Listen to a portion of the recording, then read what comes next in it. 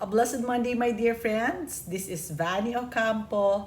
Welcome to Pathways of Hope.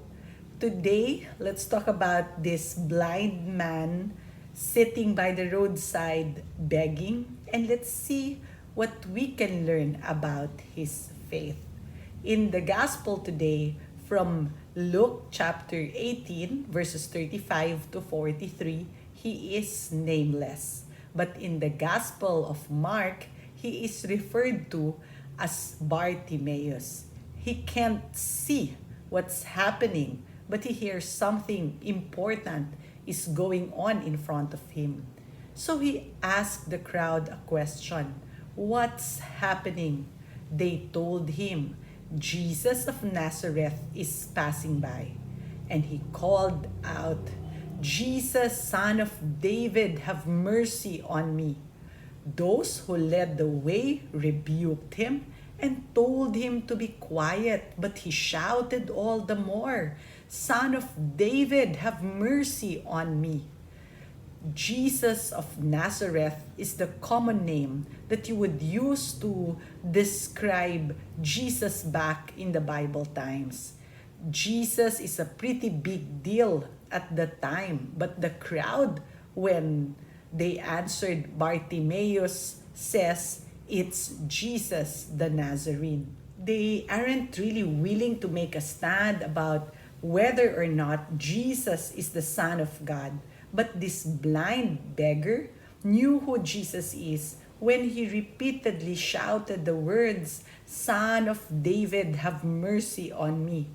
When Bartimaeus used the words, Son of David, what he is actually saying is, Jesus, you are the one that we have been waiting for. You are the king the nation of Israel has been waiting hundreds of years for. In fact, that title, Son of David, is only used to refer to God's anointed, to God's special son. It is a direct reference to the promise that God made to King David back in the Old Testament. God said, David, you're going to have a son who will sit on my throne forever. That was a reference to the Son of God. The crowd is implying Jesus is just a good man, probably a moral teacher.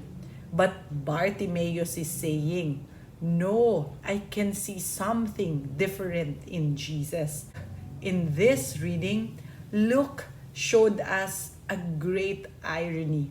The man who is blind can actually see something about Jesus that the crowd who can see cannot recognize about him.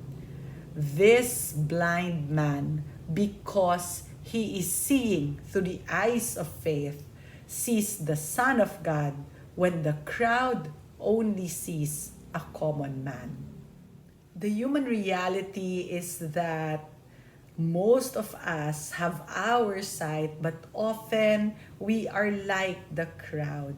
We approach Jesus in a state of blindness. We are unable to see the hurting world around us, unable to see our own sin, unable to see the countless ways that God has poured His great and unconditional love upon us.